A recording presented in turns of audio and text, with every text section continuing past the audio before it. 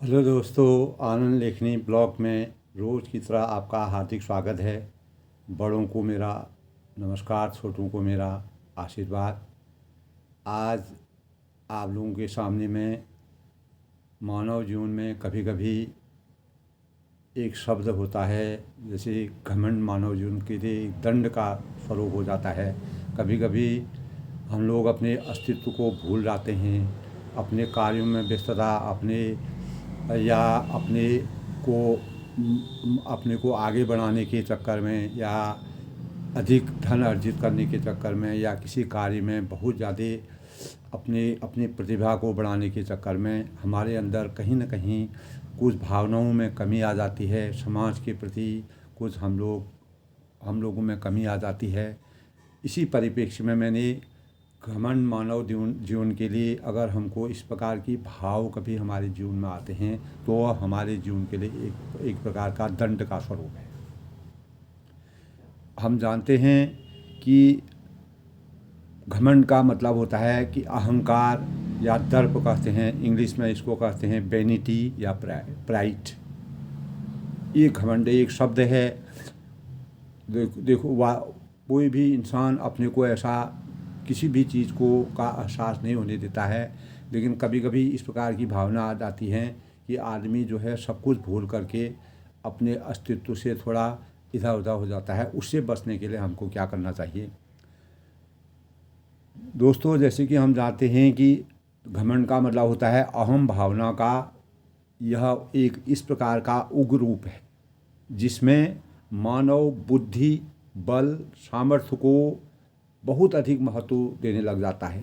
यानी अपने बुद्धि को, बल को, सामर्थ्य को, धन को या अर्जित किए हुए धन को बहुत ज़्यादा महत्व देने पड़ता है, या अपने परिवार को ज़्यादा महत्व है। यानी किसी दूसरे, यानी इसका मतलब यह है कि अगर वह अपने को ज़्यादा महत्व देगा तो सामान्य सी बात है कि वह दूसरों के प्रति नफरत की भावना उसके अंदर होगी, दूसरों के प्रति उसमें तुच्छ भावना आ जाती है।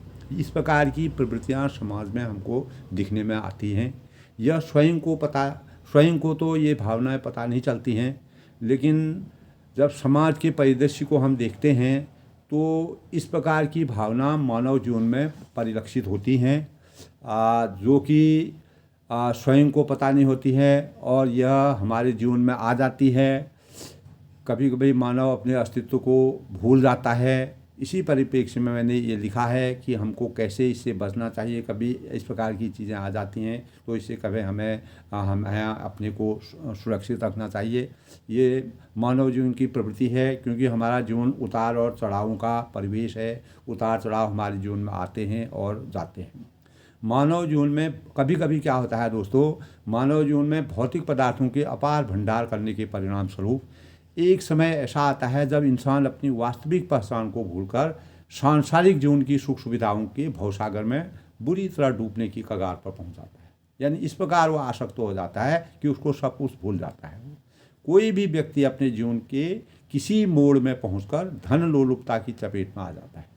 मैं भी आ सकता हूँ, कोई दूसरा भी आ सकता है, आम जनता के लिए कोई भी व्यक्ति हो सकता है, जिसके लिए उसे अपने चारित्रिक गतिविधियों में लोक लुभावन कार्यों के झूठे वायदे, अन्याय, अत्याचार, झूठ, फरेब और समाज विरोधी गतिविधियों के से धन अर्जित करने की लगन लग जाती है। यानी उसमें इस प्रकार की प्रवृत्तियाँ आने लगती हैं। तो हमने देखा है कि बहुत समय पहले से भी देखा है, इस समय भी देख रहे हैं, इस प्रकार की प्रवृत्ति मानव जीवन में आ जाती है, जो कालांतर में इस प्रकार वह पीछे की ओर फिर क्या होता है, धीरे धीरे जब आदमी में इस प्रकार की प्रवृत्ति होती है वो पीछे को मुड़ करके देखने की कोशिश नहीं करता है। सामान्य सी बात है, इस चीज़ को मतलब समझने की बात है। आम जनता में, आम मानव जीवन में, समाज में इस प्रकार की प्रवृत्ति दिखने में आती है और तत्कालीन वर्तमान के भौतिकवादी दृष्टिकोण में आसक्त हो जाता है।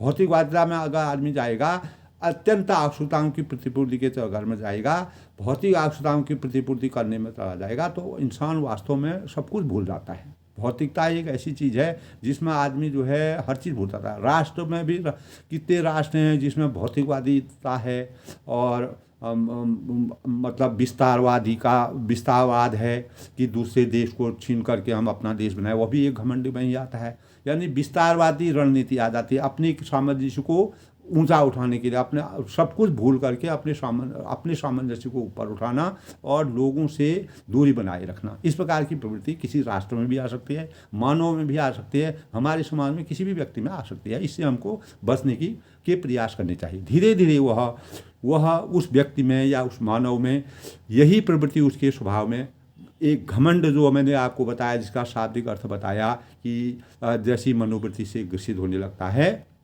घमंड का मतलब वही मैंने बताया कि एक प्रकार का प्राइड है, एक प्रकार का वैनिटी है, और आदमी अपने को बलशाली समझता है और वह दूसरों को थोड़ा तुच्छ नज़रों से देखने की प्रवृत्ति उसमें आने लगती है। ये किसी भी मानव में हो सकता है। मैं किसी व्यक्ति को व्यक्तिगत किसी व्यक्ति से मैं नहीं कह रहा हूँ, समाज में इस प्रकार के परिवेश देखने में आते हैं। किसी भी मनुष्य में यह सोच नकारात्मकता की ओर विकेंद्रित कर, स्वभाव में परिवर्तन कर, मानसिकता से अलग थलग कर देता है। यानी मस्तिष्क में उसकी मानसिकता को बिल्कुल अलग थलग, क्या करना चाहिए क्या नहीं चाहिए, इस प्रकार के भाव उसके अंदर नहीं आते हैं, क्योंकि वह सर्वशक्तिमान अपने को समझने लग जाता है। ये प्रवृत्तियाँ आती हैं, समाज में दिखती हैं। किसी भी मानव जीवन में घमंड के अनेकों कारण होते हैं, अनेकों कारणों से ये चीज़ आ सकता है। दोस्तों, ये सोचने की बात है। कभी कभी बहुत बड़े ओहदे पर आसीन होने से भी अचानक यह सोच पनप जाती है, इस प्रकार की सोच पनप जाती है। जैसे कोई आदमी बहुत बड़े पद में आसीन हो जाता है, बहुत बड़ा होता है, वह एक दूसरे से दूरी बनाने लगता है, दूसरे इंसान समाज से दूरी बनाने लग जाता है। इस प्रकार की प्रवृत्तियाँ आ सकती हैं, किसी व्यक्ति में भी आ सकती हैं। इस प्रकार का देखने में प्रायः आता है, चाहे कोई बोले या न बोले, लेकिन इस प्रकार की प्रवृत्ति देखने में आती है। जैसे जैसे हमने देखा, जो बड़े पद में आसीन लोग होते हैं वह एक दूसरे से थोड़ा दूर रहने की कोशिश करते हैं, ये तो बिल्कुल निश्चित ही है। बहुत कम लोग होते हैं, 100 में से 15-20% लोग ऐसे होंगे जो समाज से चाहे कितने भी पद में पहुंच जाए, वह समाज से कभी दूर नहीं हटते हैं, समाज के साथ सामंजस्य बना के रखते हैं और अपने विचारधारा को जैसे थे वैसे ही रखते हैं। लेकिन ये सब प्रवृत्तियां हैं, मानव जीवन की प्रवृत्तियां। सुख सुविधाएं ऐसी होती हैं, सुख सुविधा का भोग करने के लिए इंसान कभी कभी परिवर्तन के घेरे में आ जाता है। लेकिन ये चीज़ें जैसे जैसे जीवन जाता है, जैसे जैसे वृद्धावस्था आती है, वैसे वैसे इंसान इस चीज़ की कल्पना करता है। कभी कभी समाज में अत्यधिक प्रशंसा का पात्र बनकर भी सब कुछ भूलकर अपने तक ही सीमित रहने की कल्पनाओं में वह खो जाता है। समझने की बात है दोस्तों, खो जाता है। इस प्रवृत्ति के अनेकों कारण होते हैं। ये मैं नहीं कह रहा हूँ कि कोई व्यक्तिगत आदमी ऐसा है, इसकी प्रवृत्तियाँ कारण होते हैं, उसके आगे के भी कुछ कारण हैं। वर्तमान परिदृश्य में धन संपदा और भौतिकता के प्रदर्शन से यह भावना उसके सिर में सवार हो जाती है। यह निश्चित है, जब किसी भी व्यक्ति के पास आवश्यकता से अधिक धन आ जाता है तो वह दूसरों को हीन भावना से देखने के साथ ही दूरी बनाकर रहना पसंद करता है। दोस्तों, इस बात को कोई नकार नहीं सकता है, ये समाज में हमको बराबर देखने में आता है, चाहे कोई भी हो, मैं भी हो सकता हूँ, कोई दूसरा भी हो सकता है। तो इस प्रकार की प्रवृत्तियों से हमको बचना चाहिए। कभी भी एक दूसरे से, समाज में जिन भावों से हम बचपन में एक दूसरे से रहे हैं, जिन विचारों से हम रहे हैं, अपने माता पिता के साथ रहे, अपने समाज के साथ हैं, आप कितना भी ऊपर उठ जाएँ, कितनी भी बड़ी पद प्रतिष्ठा में रह जाएँ, लेकिन अपनी वास्तविकता को कभी भी हमको नहीं खोना चाहिए। जब इंसान अपनी वास्तविकता को खो देता है, यही घमंड का एक कारक बनता है। यदि व्यक्ति अज्ञानी और शिक्षित नहीं है तो भी यह प्रवृत्ति अधिक मुखर कर दिखने लगती है। यदि वह अनैतिक कार्यों से धन अर्जित करता है तो स्वभाव परिवर्तन के साथ घमंड होने की आशंका बढ़ने लगती है। अभाव के जीवन से यापन करने वाले लोगों में किसी भी प्रकार की प्रवृत्ति नहीं आ सकती है। जो अभाव में जीवन यापन करते हैं उनको कुछ भी मिल जाए, जिन्होंने अपना बचपन अभाव में व्यतीत किया है, उनको कुछ भी मिल जाए, वह कभी भी विचलित नहीं होते हैं, वह उनमें इस प्रकार की भावना नहीं आ सकती हैं। यह समाज में अक्सर देखने को आते हैं, क्योंकि ज़मीनी स्तर में जीवन की शुरुआत करने वाले लोगों का व्यवहार में परिवर्तन आने की आशंका बहुत कम होती है। दोस्तों ये मनोवैज्ञानिक तथ्य हैं, आप उसको विचारिए, आप समाज में देखिए। घमंड मानव जीवन की अस्मिता को ह्रास करने का एक कारक होता है। यानी इंसान की अस्मिता अंदर से ह्रास होने लगती है। बाहर से तो वह सब कुछ चमत्कार दिखाई देता है, लेकिन अंदर से उसकी अस्मिता जो है ह्रास होने लगती है। लोगों में उसकी बात, लोग उससे ज़्यादा अधिक धन होने के कारण, उसके बलशाली होने के कारण या संपुष्ट होने के कारण आम आदमी उनसे कुछ नहीं बोल पाता है, लेकिन अंदर से आदमी उनसे उनकी भावना टूट जाती है। ये निश्चित है, समाज में दिखता है। घमंड मानव जीवन की अस्मिता का धीरे धीरे ह्रास करने लगता है, ये निश्चित है। इसीलिए जीवन में परिवर्तन आए, लेकिन मानवता का हरण नहीं होना चाहिए। तुलसी के तो रामचरितमानस में भी जिस स्तर पर भी पात्र में मानवीय मूल्यों के साथ खिलवाड़ किया, उसका अंत हो गया। जिसने भी रामचरितमानस में हम देखते हैं कि जिस पात्र ने भी मानवीय मूल्यों के साथ खिलवाड़ किया, वह कभी आगे नहीं बढ़ पाए। वहीं पर जहाँ उन्होंने घमंड किया, वहीं पर भगवान परमात्मा ने उनका घमंड चूर कर दिया। ये निश्चित है दोस्तों, जब कोई चीज़ घमंड के आवेश में आकर के आगे बढ़ती है, तो एक समय आता है वह निश्चित गिर जाता है। इसी प्रकार के प्रमाण हमको हमारे ग्रंथों में, हमारे उपनिषदों में, हमारे रामचरितमानस में, हमें गीता में इस प्रकार के प्रकरण मिलते हैं, जो कि समाज के लिए एक प्रकार की प्रेरणा के स्रोत होते हैं। इन्हीं से हम सीखते हैं। जब हम जानते हैं, जैसे लंकापति रावण अपार बुद्धिजीवी थे, सब जानते हैं लंकापति रावण ज्योतिषी थे, बहुत बड़े बुद्धिजीवी थे और प्रबुद्ध ज्योतिषी भी थे। और लेकिन आचरण में घमंड की दुर्भावना ने अंततोगत्ता मर्यादा पुरुषोत्तम भगवान श्री रामचंद्र जी को मर्यादा की रक्षा के लिए उनका समूल नष्ट करना पड़ा। ये उनकी मजबूरी थी, क्योंकि घमंड आ जाने से समाज में वह किस लोगों को नुकसान करेगा। अगर कोई भी एक व्यक्ति है, अगर वह 100 लोगों को, 1000 लोगों को उससे नुकसान होता है, तो उसको परमात्मा जो है उनको दंड अवश्य देते हैं। यही रामचरितमानस की प्रेरणा हमारे जीवन में कारगर हुई है और उसका हम अभी भी अध्ययन करते हैं, हम आगे बढ़ते हैं। इसी प्रकार महर्षि दयानंद जी थे, उन्होंने कहा कि अहंकार कभी भी पनप नहीं सकता है, उसका पतन निश्चित है। किसी भी व्यक्ति के भावों में और दैनिक क्रिया प्रतिकारों में यह प्रवृत्ति अपने आप प्रदर्शित हो जाती है, दिखने में आती है। वो भाव बोलने में, चालने में, उसके चलने में, उसकी बातचीत करने के ढंग में, ये भाव आपको अवश्य ही पैदा हो जाएंगी, प्राप्त हो जाएंगी। इस प्रकार की प्रवृत्ति उसमें आने लगती है। कोई भी मानव इस प्रकार का हो सकता है, ये उसकी मजबूरी है या जो भी कारण है, उससे उस व्यक्ति को, किसी भी समाज को कैसे बचना चाहिए। किसी भी व्यक्ति के भावों में और दैनिक क्रिया प्रतिक्रियाओं में यह प्रवृत्ति अपने आप प्रदर्शित हो जाती है, क्योंकि इस प्रवृत्ति से ग्रसित व्यक्ति अपनी सोच नहीं बदल सकता है। जब आदमी इस मुकाम पर पहुंच जाता है कि फिर वह अपने को इतना मजबूत बना लेता है कि मैं सब कुछ हूँ। वैसे ही रावण ने भी, आपने देखा होगा रामचरितमानस में, रावण ने भी यही सोचा कि मैं सब कुछ हूँ। चाहे वह भगवान ने लीला कर रखी है, लेकिन हमारे लिए एक प्रेरणा स्रोत है कि घमंड का अंत क्या होता है। क्योंकि इस प्रवृत्ति से ग्रसित व्यक्ति अपनी सोच नहीं बदल सकता है। नकारात्मक सोच की वजह से उसके स्वभाव में उग्रता आती है, क्रोध आता है, क्रूरता आती है और संकोच की धारणा पैदा हो जाती है। दोस्तों, ये विचारणीय प्रश्न है। संसार में अनेकों तानाशाह राजाओं ने राज्य किया, जनता को कुचलने के लिए कुठाराघात की, अत्याचार का रास्ता अपनाकर शासन किया और जनता के मूल अधिकारों का हनन किया, जिसके परिणामस्वरूप इतिहास के पन्नों में उनका नाम के आगे निरंकुशता का दाग हमेशा हमेशा के लिए लगा हुआ है। इसीलिए इस प्रकार की प्रवृत्ति को कभी पनपने नहीं देना चाहिए। ये हमारे पुराने इतिहास में आज भी हम पढ़ते हैं कि कितने शासक ऐसे थे जिन्होंने समाज को इस प्रकार से निरंकुश बना दिया, इस प्रकार से समाज के मूल अधिकारों का हनन किया व उन्होंने अपने अस्तित्व से लोगों को कुचलने का, अत्याचार का रास्ता अपनाया। यही घमंड का सबसे बड़ा कारण है।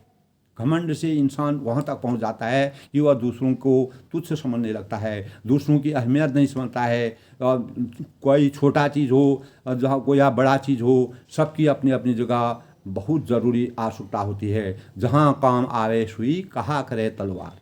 जहाँ सुई काम आती है वहाँ पर तलवार का कोई काम नहीं होता है। अर्थात कोई छोटा आदमी है, कम धन वाला हो, छोटा आदमी हो, अगर उसकी जहाँ पर ज़रूरत होगी वहाँ पर हमारी तलवार कोई काम नहीं करेगी, बड़ा आदमी वहाँ पर कुछ नहीं करेगा। हमको कूड़ा साफ करना है, अगर सफाई करनी है, एक कूड़े वाला जो सफाई वाला है वही हमारा काम करेगा, न कि बड़ा आदमी कभी उस कूड़े से दूर दूर भागेगा। ये सबसे बड़ी चीज़ है दोस्तों। घमंड इंसान को चकनाचूर कर देता है। घमंड से हमारा व्यक्तित्व में का हनन होता है। घमंड से हमारे चरित्र में हीनता आती है। इसलिए कितने भी बड़े पद पर पहुंच जाओ, कहीं भी कितना धन आपको अर्जित कर दो, लेकिन घमंड कभी भी नहीं करना चाहिए। अपने अपने विचारों को, अपने भावों को कभी भी परिवर्तन नहीं करना चाहिए। आप आगे बढ़िए, कोई भी इंसान आगे बढ़े, तरक्की करे, सब कुछ करे, लेकिन संभाव बनाने की कोशिश करनी चाहिए। धन कमाने से बहुत बड़े नहीं होते हैं। आज हमारे देखिए धीरू भाई अंबानी हैं, उनके बच्चे हैं, उन्होंने अपना इतना धन कमाया, हमारे देश में लाखों आदमी उनके बदौलत पल रहा है। अगर वह नहीं चाहते तो उनके द्वारा, ये भी एक बहुत बड़ा उदाहरण है। करोड़ों लाखों लोगों को उन्होंने मतलब अपना ये दे रखा है, व्यवसाय दे रखा है, जॉब दे रखा है। जो बड़ी बड़ी कंपनियां हैं वो भी जॉब देती हैं, हमारे देश में ही हैं, हमारे देश के लोग हैं। उन लोगों में अगर इस प्रकार का घमंड होता तो दोस्तों वह आगे नहीं बढ़ते, ये निश्चित ही है, और नहीं तो वह आज तक कगार में पहुंच जाते।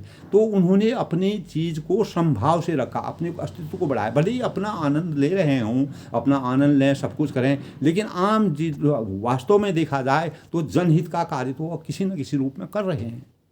उन्होंने जब हर चीज़ के उनके व्यक्तित्व में कुछ बात होगी तभी तो आगे बढ़े। चाहे कोई उद्योगपति हों, कितने बड़े पद वाले हों, अगर वो अपने क्षमता में रहेंगे तभी जनता उनको प्यार करेगी। लेकिन इसी परिप्रेक्ष्य में कहना चाहता हूँ कि अहंकार, घमंड, इस प्रकार की चीज़ें से हमको बचना है। अंत में कहने का आशय मेरा यही है कि जीवन में परिवर्तन और निरंतर सुधारवादी अभिव्यक्ति से अभिभूत होकर फलीभूत होना हमारे जीवन की सबसे बड़ी शैली होनी चाहिए, जो किसी के जीवन को सकारात्मक दिशा प्रदान कर सकती है, बशर्ते हमारी भावनाओं में कभी भी स्वयं को सर्वे सर्वा, दूसरों को नीचा दिखाने का प्रयास, बेरहमी और किसी की भी अभिव्यक्ति को रौंदने का प्रयास नहीं करना चाहिए। ये सबसे मूल मंत्र है। यदि मानवीय मूल्यों से हम खिलवाड़ करके घमंड की दुर्भावना से ओतपोत होकर अनुचित लाभ उठाने का प्रयास किया जाएगा तो समाज में तो यह विनाश की ओर हमें स्वयं को धकेलने का काम है। कोई भी इंसान है, अगर वह इस प्रकार के काम करता है तो वह अपने को विनाश की तरफ धकेलता है। मैंने केवल अपने बच्चों तक मैं अगर सीमित हूँ तो ये मेरा कोई अस्तित्व नहीं है। ठीक है, कोई गरीब आदमी है, संसाधन निश्चित हैं, निश्चित संसाधनों में उसको अपना पूरा करना है तो वह तो केवल अपने परिवार तक ही सीमित रहेगा। लेकिन जिनके पास अपार धन है, धन संपत्ति है, उनको धन का सदुपयोग करना चाहिए। अधिक से अधिक लोगों को जॉब देना चाहिए, सर्विस देनी चाहिए, धन का सदुपयोग करना चाहिए। यही जो जब परमात्मा किसी को दे रहा है तो उसका सदुपयोग करना, उसमें समान भाव से रखना, ये हमारी मानवता की सबसे बड़ी अभिव्यक्ति होनी चाहिए। हमारी भावनाओं में कभी कभी स्वयं को सर्वे सर्वा जैसे हम लोग मान लेते हैं, दूसरों को नीचा दिखाने का प्रयास करते हैं, बेरहमी करते हैं, किसी भी अभिव्यक्ति को रोकने का प्रयास करते हैं। कोई दूसरा आदमी कुछ नहीं चाहिए, इसको कुछ नहीं आता है, ऐसा नहीं होता है। सुई में भी ताकत होती है, जहाँ पर सुई काम आती है वहाँ पर तलवार की कोई ज़रूरत नहीं है। यदि मानवीय मूल्यों से खिलवाड़ करके घमंड की दुर्भावना से उत्पोत होकर अनुचित लाभ उठाने का प्रयास किया जाएगा तो यह विनाश की ओर स्वयं को धकेलने की प्रवृत्ति है। हम जानते हैं कि धन और बल से सब कुछ खरीदा जा सकता है, ये तो निश्चित है। अगर हमारे पास धन होगा, बल होगा तो हम सब कुछ कर सकते हैं। लेकिन दोस्तों ये कुछ समय तक ही चलता है, लंबे समय तक इसका ये नहीं, किसी का भी वो नहीं रहता है। अगर इंसान जब बच्चा होता है तो एक दिन उसको बूढ़ा होना ही है, ये निश्चित है, और बूढ़ा होके एक दिन उसको जाना ही है, परमात्मा के घर जाना ही है। तो इस बात को सोच करके हमको अपने अस्तित्व का नियंत्रण रखना बहुत ज़रूरी है। हम जानते हैं कि धन और बल से सब कुछ खरीदा जा सकता है, ये तो सब जानते हैं, परंतु यश, मान, सम्मान, व्यवहार और चरित्र का कोई मूल्य नहीं होता है। इसका कोई मूल्य नहीं होता है। आपने करोड़ों अरबों रुपया कमाया, अपार धन संपत्ति कमाई, अगर आपने कभी अपने उसमें यश नहीं कमाया, मान नहीं कमाया, सम्मान नहीं कमाया, व्यवहार कुशलता नहीं, अपने चरित्र को सही ढंग से नहीं रखा तो उसका कोई मूल्य समाज में नहीं होता है। हमें अपने जीवन में ऐसी सोच रखनी कभी नहीं रखनी चाहिए। हमें यश कीर्ति के साथ जीना चाहिए। जो कार्य हम कर सकते हैं दूसरों को भी उन कार्यों को करने के लिए प्रेरित करना चाहिए। तभी हमारी उन्नति होगी, तभी हमारा मान रहेगा। हम जीवन भर नहीं रहेंगे, कुछ समय तक ही रहेंगे, लेकिन यह है कि हमारा अस्तित्व नहीं। यदि हम अपने दूसरों को जोड़ने का कार्य करते हैं तो निश्चित ही यह हमारे अहंकार की कुप्रवृत्ति है। अगर हम किसी दूसरे आदमी को परेशान करते हैं या उसको अपने धन बल के बदौलत उसको परेशान करते हैं कि यह हमारे अहंकार की सबसे बड़ी कुप्रवृत्ति है। हम जानते हैं कि पूरे विश्व के इतिहास में इस प्रकार के प्रकरणों का प्रमाण से भरा पड़ा हुआ, जहाँ बड़े बड़े ऋषि मुनियों, विद्वानों और शूरवीरों को भी अपने घमंड का दंड भोगना पड़ा, जिसके परिणाम स्वरूप अंत में उन्हें यातनाओं की सजा तो भुगतनी पड़ी, साथ ही कुठाराग्रस्त मानवीयता आज भी उनकी पथभ्रष्टता की पहचान है। कितने लोगों ने ऐसी कमी की, सब कुछ मिला उनको, परमात्मा ने सब कुछ दिया। ऋषि मुनियों के भी इस प्रकार के प्रमाण हैं, विद्वानों के भी हैं, शूरवीरों के भी हैं, लेकिन वह ज़्यादा नहीं है, उनकी प्रतिशतता ज़्यादा नहीं है। उन्होंने अगर कहीं पर अमानवीय व्यवहार किया तो वह भी एक उनकी पथभ्रष्टता की पहचान है। इसीलिए हर परिस्थिति में अपने विचारों में सामंजस्य स्थापित करके ऐसे मार्ग का चयन करना चाहिए जिससे हम गलत दिशा की ओर जाने से जीवन भर बचे रहें। यही हमारे सुशोभित जीवन का सार है। हमारे सबसे अच्छे जीवन का सार यही है। इसी से हम अपने जीवन में घमंड के दंड से के भागी नहीं बन सकते हैं। कभी भी हमको घमंड नहीं होगा। अगर हमारा इस प्रकार का अस्तित्व होगा तो हमको कभी भी घमंड नहीं होगा। हमारी अंतरात्मा से परे कोई भी दूसरा शत्रु नहीं होता है। हमारी अंतरात्मा में जो चीज़ होती है, हमारा शत्रु कोई नहीं होता है। हमारा सबसे बड़ा शत्रु है हमारा क्रोध है, घमंड है, लालच है, आसक्ति है एवं नफरत जैसी सोचों की अभिव्यक्ति हमारे घमंड के कारक बनते हैं। हमें अपने जीवन में किसी प्रकार की निपुणता से घमंड का एहसास नहीं करना चाहिए। अगर हमारे ऊपर कोई चीज़ में बहुत ही निपुणता है, हम बहुत ही कारगर हैं, हमको बहुत कुछ आता है, लेकिन हमने उसी में घमंड किया, मेरे पास बहुत धन है, मेरे पास बहुत प्रॉपर्टी है, मेरे पास बहुत कुछ है, उससे हमको घमंड नहीं करना चाहिए। ये सबसे बड़ी सोचने की बात है दोस्तों। ये अगर आदमी सोच लेगा तो आदमी कभी भी अपने जीवन में इधर उधर नहीं होगा। उसका जीवन चाहे उतार में हो, चढ़ाव में हो, तो वह समभाव में जिएगा। यही मानव जीवन की सबसे बड़ी चीज़ है। कभी कभी किसी भी व्यक्ति विशेष को अपने ऊपर या ओवर कॉन्फिडेंस हो जाता है, अपने ऊपर, यानी कहते हैं कि ओवर कॉन्फिडेंस ज़्यादा आदमी सोचने लगता है, यानी मैं ही सब कुछ हूँ करके इसी को ओवर कॉन्फिडेंस कहते हैं। होने के कारण सद्बुद्धि में भी परिवर्तन, अगर वो अच्छा आदमी भी होगा उसमें सद्बुद्धि भी होगी, उसमें भी परिवर्तन आ जाता है, क्योंकि ओवर कॉन्फिडेंस है, अरे मैं सब कुछ कर लूँगा, मुझे किसी की ज़रूरत नहीं है। लेकिन ये भी एक घमंड का ही सूचक है। इसी को हमको अपने अंदर, अपने अंतरात्मा में नहीं निहित करना है, इसको नहीं लाना है, इस भाव को दूर करना है, इससे परहेज करना है, इससे समाज में ऐसी भावनाओं को नहीं जोड़ना है। हमको समाज में सामंजस्य जोड़ना है, जिससे समाज में हमारा उत्थान हो, हम आगे बढ़ें। जो भी हमको अपार धन भी दिया है उसका सदुपयोग हम करेंगे, उसमें हम घमंड नहीं करेंगे। हमको कोई भी बुद्धि दी है, कुशाग्र बुद्धि दी है, अगर हम उसका दुरुपयोग करेंगे तो उससे हमारा नुकसान होगा। वह भी हमारा घमंड का एक कारक होता है कि मेरे को ये आता है, अरे तुम तो कुछ नहीं हो। लेकिन ऐसा नहीं है। ओवर कॉन्फिडेंस भी इंसान को नहीं होना चाहिए। यही हमारी सद्बुद्धि में परिवर्तन का कारक बन सकता है। कभी भी बुराइयों के जाल में, कभी हम क्या होता है, बुराइयों के जाल में फंस जाते हैं। अच्छे ज़्यादा सब भौतिक संपदा सब कुछ होने के कारण हम उल्टे सुल्टे काम करने के कगार में पहुंच जाते हैं। यह भी हमारे घमंड का सबसे, जो हमें पानी में डूबने, जैसे हम पानी में डूब जाते हैं, पानी में डूब करके आदमी पानी में डूब जाता है तो उसका वह अस्तित्व हीन हो जाता है। उसी प्रकार का एहसास हम करने लगते हैं। सब कुछ होते हुए भी कभी कोई आदमी विचलित होकर गलत कार्यों को करने लग जाते हैं। ये भी उनके घमंड का एक कारण होता है। घमंड और हमारा पेट, कभी भी घमंड हुआ और हमारा पेट है, कभी भी बढ़ने लगते हैं, तब हम चाह कर भी किसी को गले लगने में संकोच करने लगते हैं। अगर हमारे अंदर घमंड की प्रवृत्ति आ जाएगी और हमारा पेट बहुत बढ़ जाएगा तो हम एक दूसरे से मिलने में भी संकोच करेंगे। इस प्रकार की प्रवृत्ति है घमंड।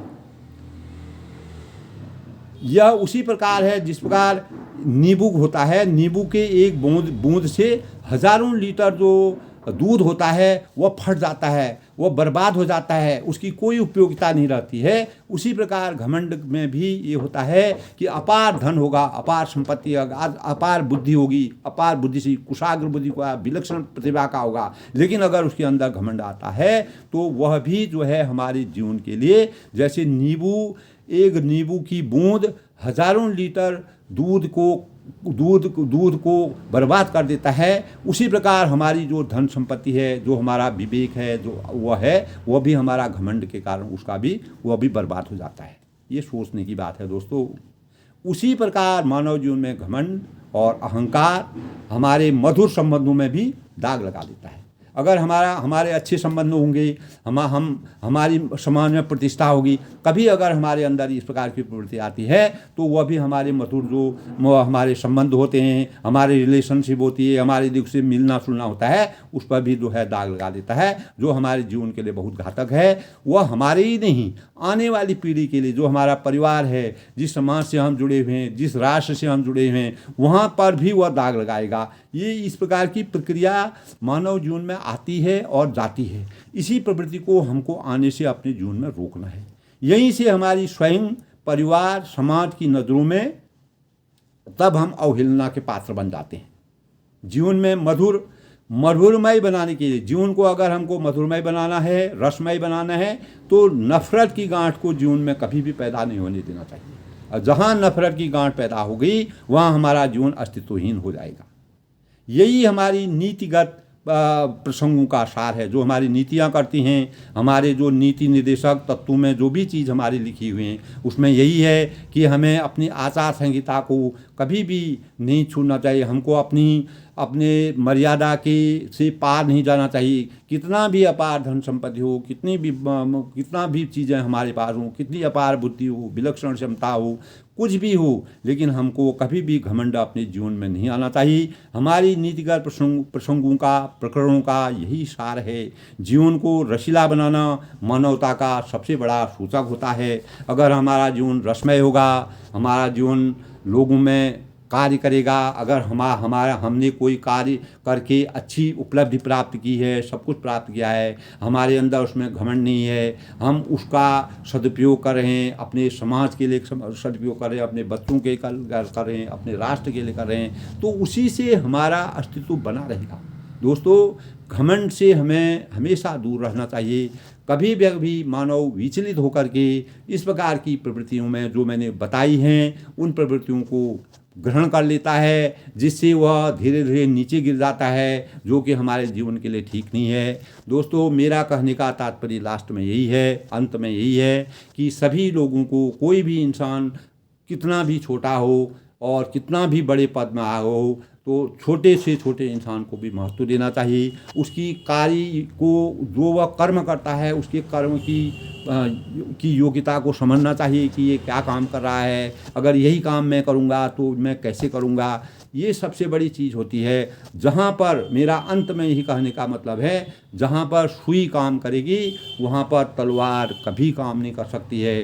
सुई अपना काम सुई ही करेगी, तलवार अपनी जगह काम करेगी। दोस्तों, तलवार और सुई ये जो है छोटे और बहुत बड़े आदमी के बीच की खाई को हमको ख़त्म करना चाहिए। इसको नहीं रखने देना चाहिए। समभाव होने चाहिए। कितना भी बड़ा मानव हो उसको किसी से परहेज नहीं करना चाहिए, कभी दूरी नहीं बनानी चाहिए। यही मानवता की सबसे बड़ी परख है। यही हमारे ऋषि मुनियों ने, हमारे वेदों ने, हमारे शास्त्रों ने हमारे आगे इस प्रकार के प्रकरण रखे हैं। जो रामचरितमानस, जो कि इतने सालों पहले जिसकी रचना हो गई थी, उनमें भी, गीता में यही है, कुरान में यही है, सभी जगह हमको हर धर्म के लोगों ने हमको यही शिक्षा दे रखी है कि हमें हमेशा घमंड से बचना चाहिए। इस प्रकार की नीति ध्यान चाहिए। हमारे विचारों में, हमारे भावों में, हमारी अंतरात्मा में शुरू से लेके अंत तक एक भाव रखने चाहिए चाहिए। चाहे हम तरक्की करें वो अच्छी बात है, लेकिन जो भी कार्य हम करते हैं वो हमको समाज उपयोगी होने चाहिए, राष्ट्र उपयोगी होने चाहिए, अपने परिवार के लिए उपयोगी होने चाहिए, और समाज के लिए किसी प्रकार की भी उसमें किसी प्रकार की समाज की अवहेलना के लिए तथ्य नहीं होने चाहिए। समाज के बारे में अच्छी बातें सोचनी चाहिए। अच्छी बातें अगर हम सोचेंगे तो अवश्य ही हम किसी घमंड की खाई में नहीं गिरेंगे। जब इंसान कभी भी घमंड की खाई में गिर जाता है, उस कगार में आ जाता है, तो वह हमारे अस्तित्व में दाग लगा जाता है। इसी दाग से बचने के लिए हमें अपने जीवन को सुचारू रूप से सुव्यवस्थित करने के लिए कितना भी अपार धन हमें मिले, हम कितनी भी उपलब्धि प्राप्त करें, उसको हमको सजो कर रखने के लिए अपने अस्तित्व को घमंड रूपी पाप से दूर रखना चाहिए। यही मेरी सभी लोगों से, सभी लोगों से यही अपेक्षा है। मैं अंत में अपनी वाणी को विराम देते हुए, दोस्तों, मैंने जो भी बातें कही थी आपको अच्छी लगी होगी। आप अधिक से अधिक मात्रा में इसको शेयर करें, लाइक करें, सब्सक्राइब करें, ताकि मैं आगे भी आप लोगों को कोई भी अपने भावों को आपके सामने प्रस्तुत कर सका हूँ। मेरा किसी भी व्यक्ति से किसी इस प्रकार के भाव नहीं हैं, लेकिन समाज में जैसे हमारे पुराण हैं, शास्त्र हैं, उसमें हमको ये चीज़ें देखने को मिलती हैं, इस प्रकार के प्रकरण मिलते हैं। लेकिन आज के समाज में हमको इन बातों से दूर रखना चाहिए। हर मानव को इस प्रवृत्ति में नहीं आना चाहिए। हमको हमेशा समभाव बना के रखना चाहिए। हमारे जीवन का यही सबसे बड़ा सार है, यही मानवता का सबसे बड़ा सूचक है, यही हमारे जीवन की उपलब्धि का सबसे बड़ा, हम अगर अपना मान कमाते हैं, मर्यादा के अनुसार रहते हैं, यही हमारे जीवन का सबसे बड़ा सूत्र है। इसी से हम आगे बढ़ सकते हैं, इसी से हमारा परिवार बढ़ सकता है, इसी से हमारा देश बढ़ सकता है। अगर हम में समभाव रहेंगे हम आगे बढ़ेंगे। घमंड कभी भी इंसान को उन्नति के पथ पर नहीं पहुंचा सकता है। इससे हमको बचकर रहना चाहिए। दोस्तों, बड़ों को मेरा नमस्कार, छोटों को आशीर्वाद। मैं इसी भावना के साथ मैं सबका अभिनंदन करता हूं और सबसे ये अपेक्षा करता हूं, दोस्तों, ऊंच नीच के बीच में कभी भी विरोधाभास नहीं रखना चाहिए, समभाव रखना चाहिए। कोई हम उन्नति करते हैं ये अच्छी बात है, लेकिन हमारे विचारों में, हमारे भावों में, हमारे दैनिक कार्य कुशलता में, हमारी दैनिक दिनचर्या में किसी प्रकार का समाज के प्रति परिवर्तन नहीं आना चाहिए। समभाव से हम जिएंगे, जैसे हम बचपन में जिए, आगे बढ़े, धीरे धीरे आगे बढ़े, जिस प्रकार की यातनाओं से लेकर के हम आगे बढ़े हैं, उन्हीं बातों को अपने ध्यान में रखते हुए हमें कभी भी अपने जीवन में घमंड को नहीं आने देना है। इससे हमें दूरी बनानी चाहिए। इससे हमें अपने एक दूसरे को प्रेरणा स्रोत बनाना चाहिए। हमें अपने भावी नागरिकों के इस प्रकार की प्रेरणा देनी चाहिए कि इस प्रकार के भाव हमारे समाज में न पनपने पाएँ। यही आज के समाज की सबसे बड़ी बात है, क्योंकि हमारे पुराने इतिहास में इस प्रकार के प्रकरण मिलते हैं जहाँ पर अन्याय हुआ, अधर्म हुआ, मानव को कुचलने का कार्य किया गया। इन कार्यों को ये घमंड के कारण ही इंसान में पैदा हुए, और धीरे धीरे जब उनको उसकी वास्तविकता पैदा हुई, तब वास्तव में पता चला कि हमने ये गलत कार्य किया। इन्हीं कार्यों से हमने बचना है। जैसे मैंने रामचरितमानस में आपको लंकापति रावण की बातें बताई कि रामचंद्र ने उनके हनन करने के लिए, उनके समूल नष्ट करने के लिए क्या क्या किया, और उनको किस प्रकार का घमंड। इतना विद्वान आदमी भी कभी कभी अपने लक्ष्य से हट जाता है, उसकी मति खराब हो जाती है, बुद्धि खराब हो जाती है। इसीलिए मैं परमात्मा से सबके सफल जीवन की कामना करता हूँ। हमको सद्बुद्धि दे, सद्विचार दे, समाज सेवा दे, हम आगे को बढ़ें, हमारे भाव अच्छे हों, हमारे ऊपर अंदर कभी भी इस प्रकार के घमंड के भावना या दुर्व्यवहार न आए। यही परमात्मा से मैं सबके लिए प्रार्थना करता हूँ। दोस्तों, सबका धन्यवाद, सबका आशीर्वाद।